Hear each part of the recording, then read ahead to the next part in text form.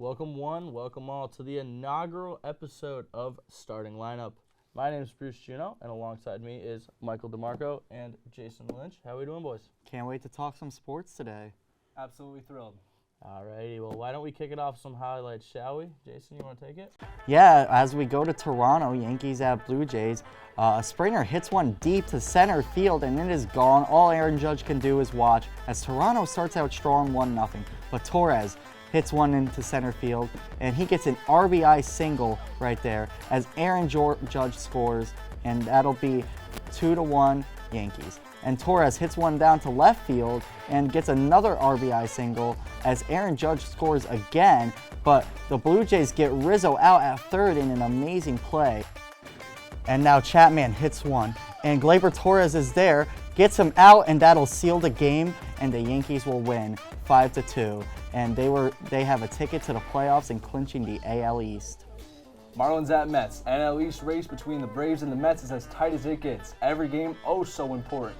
Top of the third, J.J. Bleday at the dish, looking to do damage, and he does. That baseball sneaks over the fence. It's a two-run shot. 4-0 Marlins before the Mets can even blink. Mets in the hole, looking for a chance to get back. Pete Alonso gets the job done. This ball would be a nice souvenir for a fan in left field. Mets are right back in the game. Top of the fifth, Marlins still up a run, bases are juiced, and it's Jacob Stallings with the RBI knock, scores 2 to give the Marlins a little insurance.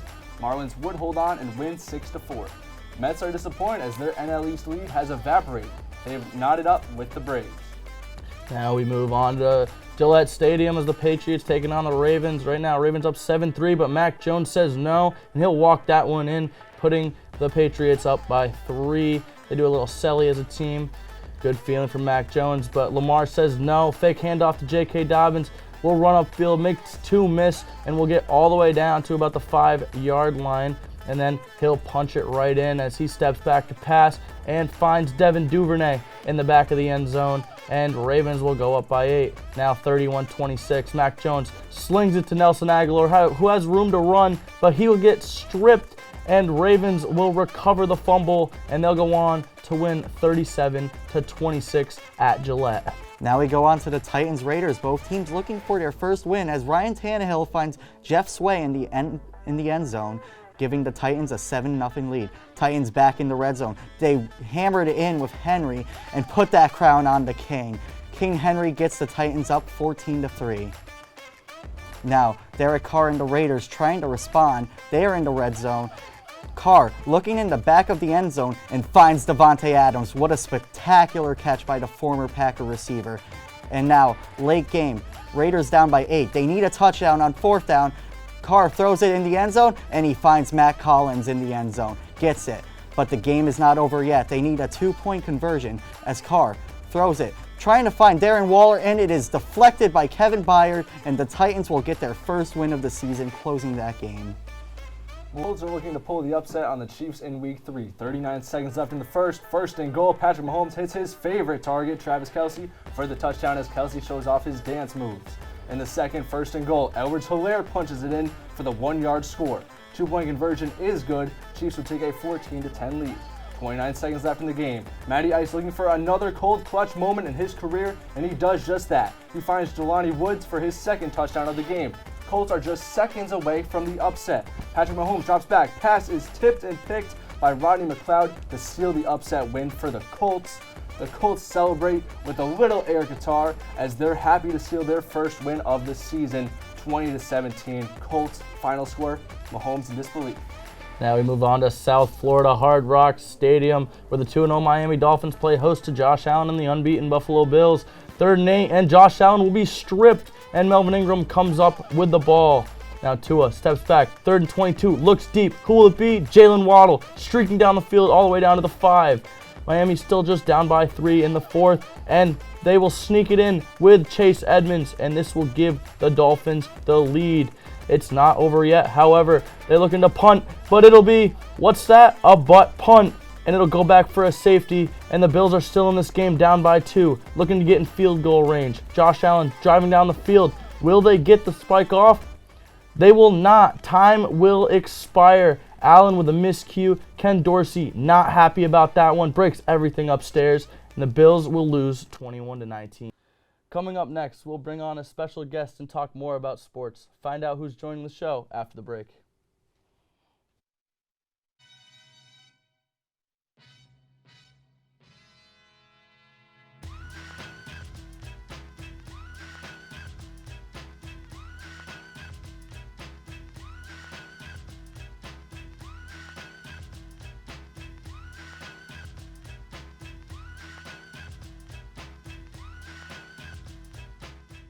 Jump on in and fly high with the Cardinals only at Memorial Hall.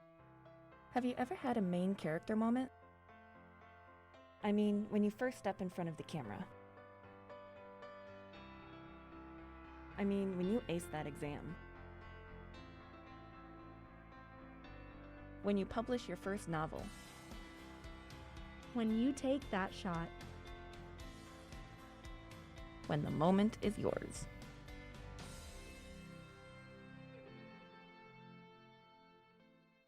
Welcome back to Starting Lineup. For today's show, we are joined by a very special guest and passionate sports fan, Benny Nazai. Welcome, Benny. Thank you for having me on the show. Yeah, not a problem. We are glad to have you, and as we know, you are a big Patriots fan. I am.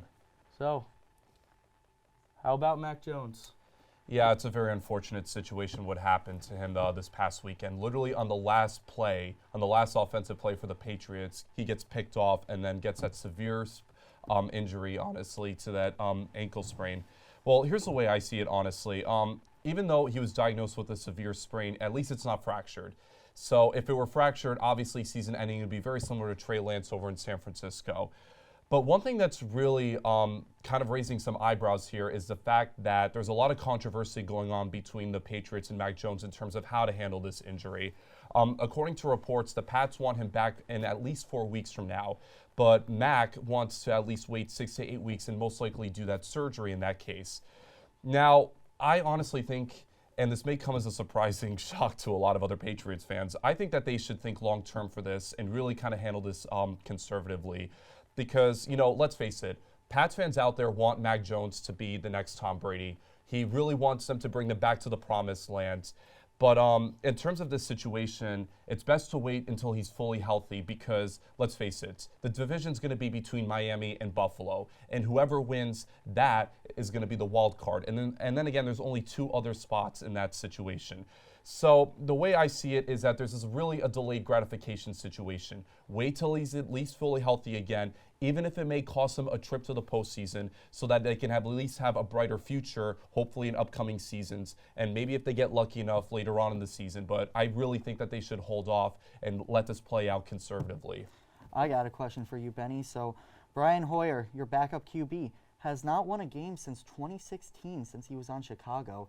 And how do you feel about his upcoming schedule? He's got the Packers, but then he's got a few lighter games. He's got the Jets, he's got the Browns, the Lions, even the Colts. Those are very winnable teams. So do you see the Patriots winning a lot of those games? Well, it's going to be tough in that situation, especially without Mac Jones. I mean, the one thing with the Jets, that's actually, you bring up a good point with that, because the last time the Jets beat the Patriots was back in 2015. So I think that they could be lucky in that situation. I think this upcoming weekend in Lambeau, that's going to be very difficult. But you know, the one thing, though, with the Patriots, and again, it's still Bill Belichick at the end of the day, you really cannot count him out in these types of situations. And I really think, and even we saw this back in 2020, a lot of people made the case where, you know, after the year where Brady left, you know, they still made the most they could with the circumstances and had still a pretty impressive record, even though it was 7-9. So in this situation, it's going to be interesting with an injury because, like I said, the last time I can think of this was when Brady got hurt in 2008. And even though they missed the postseason, they still went 11-5, which was, in my opinion, very impressive in terms of that. But again, it's really going to be interesting at the end of the day. But I really still can't rule out Bill Belichick, but I would still not be surprised at the same time if this could compromise their playoff chances. You know, Benny, I don't agree with you much on sports takes, but I do agree with you on this one, I will say. The only thing I don't agree with you with is about their chance of the playoffs. I'm going to be honest, I don't think they have a chance this year, even with Mac Jones under center. You know, Jason, you're talking about their schedule. I see them, yes, as winnable games, but especially with Brian Hoyer under center now, I mean, you're talking the Packers on the road. That's an L. Lions, they're a Yeah. tough team. I don't think they got what it takes to beat Detroit. Yeah. At the Browns, they've shown that they're resilient with Jacoby Brissett. I don't see the Patriots getting out of this little rut that they have coming up and having a chance. So honestly, Benny, I do agree with you. Shut it down. Get him healthy. He'll come back later this season. It's not season ending. You need to make sure that he's right. Yeah, definitely. And, like I said before, Patriots fans, they have such high expectations, Boston sports fans in general. And, again, they really do see Mac Jones as a successor to Tom Brady. Again, he's not going to win like 6 Super Bowl rings, obviously, but they really want him to be at least back in a position where they can win the division again and even go back to the Super Bowl and may even win it at all. It's definitely not going to happen this season. May not happen next season, but I really think they want to do one at least one more time before Bill Belichick decides to hang up the cleats. All right, well, another question for you while we're on this topic. So, say Brian Hoyer doesn't do well the next couple weeks. Do you think they give the young rookie a start, Bailey Zapp, or do you think they should leave Brian Hoyer in, wait until Mac is healed, and then bring Mac back in? Or do you think if Hoyer has 3-4 bad games in a row that they bring in Zapp? It's an interesting point that you bring that up because this kind of reminds me in 2020 when Cam Newton was the quarterback and he had tested positive for COVID and they had to play the game literally the day after on a Monday night. And Brian Hoyer was the starting quarterback for that, but they decided to sit him and put Jarrett Stidham in that game, actually. So I would not be surprised if they take that route. All righty, guys. Well, it's been a great discussion, gentlemen. Benny, thank you for joining us on today's episode. Coming up, we have some predictions on NFL games coming next week. Stay tuned. TG in one word to me means integrity. It's responsibility. It's trust. Solidarity. Synergy. Home. These guys are my home. Theta Gamma is welcoming. In one word, TG means to me family. I'm Vincent Perno, president of Theta Gamma. Here at Theta Gamma, we emphasize the importance of scholarship, leadership, and service. We strive to make ourselves better people as well as our community a better place.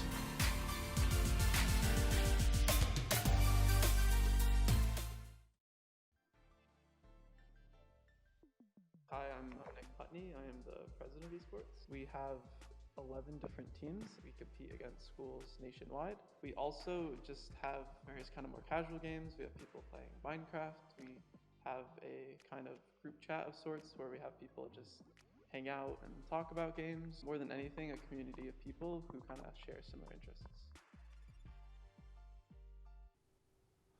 Welcome back to Starting Lineup. Now I hear it's time for the prediction segment brought to you by Mike. I have some matchups for you guys. NFL games this upcoming weekend. So first up, we have the Dolphins and the Bengals. In my opinion, I'm taking the Bengals. They're coming along after a weak start, and I just have some injury concerns with Jalen Waddle and also Tua. I think they might play, but how banged up are they? I like the Bengals. I don't know, man. I'm going to have to take the Dolphins on this one. I'm on that hype train right now. They just beat the Bills. I have no faith in the O-line of the Bengals right now. They haven't been able to make any difference compared to last season, despite being the AFC champions. I got the Dolphins in this one. Yeah, very tough matchup here. I mean, I got to go Dolphins over the former AFC champions. I mean, I really believe Tua will play. I think Waddle will play, but La'el Collins, he's also injured, and I don't have faith in that Bengals O-line. It's been a rough start for the Bengals, and I have to say Dolphins on this one. They've been hot. All right, so you guys don't agree with me on the first one. That's okay, because I have some more. Next up, I got the Vikings at the Saints, but it's really in London. The Saints have shown me nothing so far. I can't pick the Saints in this game. I have to go with the Vikings. 20-10 loss to the Bucs and 22-14 loss to the Panthers, giving the Panthers the first win of the season. Because of that, I got to go with the Vikings. Yeah, I'm going to have to agree with you on this one, Mike. I have no faith in the Saints besides Kamara, and I don't even have faith in him right now. And the Vikings, despite the fact that it was in week 1, they had a nice win over the Packers, and I feel like Kirk can bounce back from the past couple weeks, and I do think the Vikings will win this one. Well, you know me, I got to go Skull Vikings here because the Saints really have not shown me much in this season so far. They won one game against the Falcons, which they should have lost, but the Falcons choked as per usual. And they've had some rough games against the Bucs and the Panthers. I mean, they came close to beating the Bucs, but that was a very defensive game. I don't trust Jameis Winston, and it's not prime time, so I think Kirk Cousins will do pretty well. All right, gentlemen, possibly game of the week, Bills at the Ravens. Both teams lost to the Dolphins. You know, I'll take the Bills, only because of how convincing their W's have been. 31-10 opening week against the defending champs in their house, and then 41-7 over the Titans. I like Buffalo and their offense. Yeah, I don't know, man. I was on the big Bills hype train until they lost this past week, and that's why I'm going to have to go with the Ravens. Despite the fact that I was on the Bills train, I was also on the Lamar train, and he, the past 2 weeks, has put up the best fantasy numbers by a quarterback in 75 years, and that's no big feat. And so I'm going to have to go with Lamar and the Ravens at their own home territory. I don't think that Josh Allen can bounce back from that one. It's a really close matchup, but I'm going to have to go with Lamar and the Ravens. It's at Baltimore, and Lamar has just been different this year. He's been, I think, playing better than his MVP season. And Josh Allen, he's no slouch either. He's playing great, but Lamar Jackson, he's scored more touchdowns than any team in the NFL besides actually the Lions, which is very interesting. You guys going against me again. How about this one? Chiefs at the Bucs. I got to go with the Chiefs. Brady doesn't look good. Their offense looks weak. I don't expect them to keep up with KC. You guys? Yeah, I think I'm going to have to go with the Chiefs as well. Not that I think Brady looks fine. I just think it's the fact that his receiving core is all over the place right now. You can't rely on Russell Gage. You can't rely on Brashad Perriman, so I'm going to have to go with Chiefs.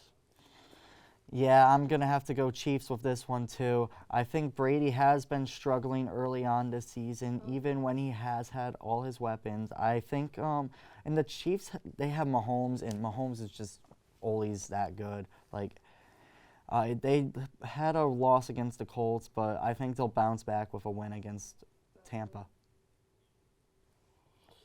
Alrighty, decent picks, gentlemen, even though we all know I had the best ones. After the break, we will debate who would you rather have out of the Bama boys at quarterback, Tua or Hurts. Find out what we think after the break. And we are back with starting lineup. Now it's time for the debate. We've all heard about the two Bama boys, Tua or Hurts. Jason, you want to take it from there? Right now, I honestly think Tua is the better quarterback, and here is why. Like, I think Tua has shown a lot more potential than Hurts since Alabama, and honestly, like, they're very similar quarterbacks. They're very similar, both third-year quarterbacks, both having a breakout year as it seems right now. And honestly, right now, Tua has double the touchdowns as Hurts as passing. Hurts does have a couple running, but as a quarterback, I want my quarterback to pass. They played better opponents. The quality of opponents Tua has played over Hurts, I think that really shows something. Like Tua, he threw two huge passes in a huge comeback against the Ravens, 28-7 against Lamar's Ravens, the Bill Belichick defense, and of course Buffalo. Like that game against Buffalo, he really showed up. Mike, you want to take over next? All right, Jason, I just have a few problems with some of the things that you said.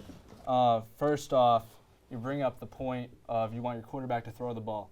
I'm going to be honest, I don't care how my quarterback produces, whether he's throwing or rushing. You say that he has a couple rushing touchdowns. You know, Hurts has 4 passing touchdowns and 3 rushing touchdowns. That's just one less than Tua. And also, I'd like to know where you've seen more potential out of him, because if you ask me, I've seen more out of Hurts in his career than I've seen Tua. Hurts made the playoffs last year. Tua didn't. He also has more rushing yards this year than Tua had all last season. So this potential argument, I don't see what you're talking about. I kind of want to butt in on this, boys. All right. So, you're taking Tua. You're taking Jalen. I'm going with Mike.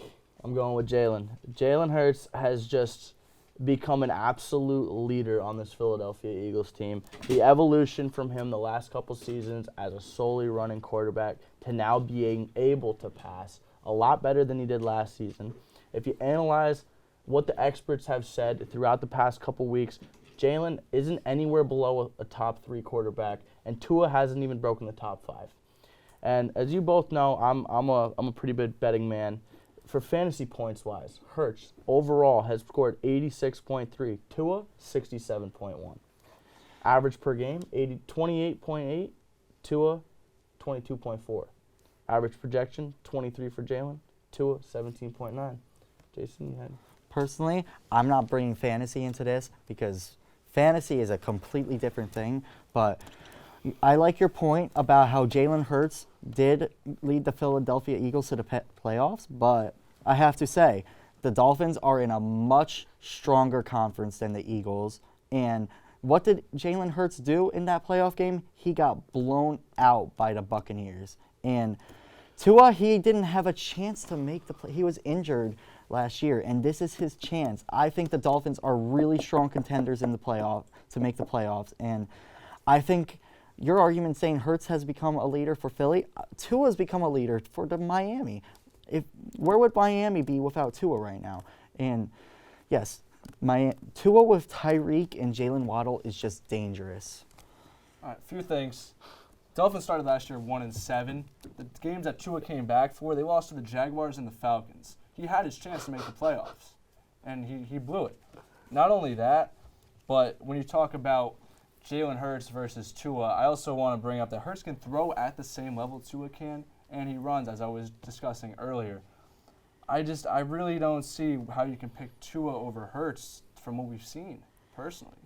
Yeah, and last season, they got blown out in the playoffs by the Bucs, but that was a prime Bucs team. That was a team driving that easily could have made the play, or easily could have made the Super Bowl. So you can't even hate on the Eagles for losing last season with Jalen Hurts to the Bucs, because that Bucs team was absolutely insane. And Jalen's still a young player. He has a lot of time left, and like Mike was saying, he's not as good at throwing as Tua, but he's still up there with Tua, and Tua can't run. You know, Bruce, you make a good point. Hurts has been a good leader for Philly, but so has Tua. I mean, he was injured in the game against Buffalo, and investigations through the concussion protocol, but he came back and he played and won against Buffalo. And I think that shows that he is a great leader.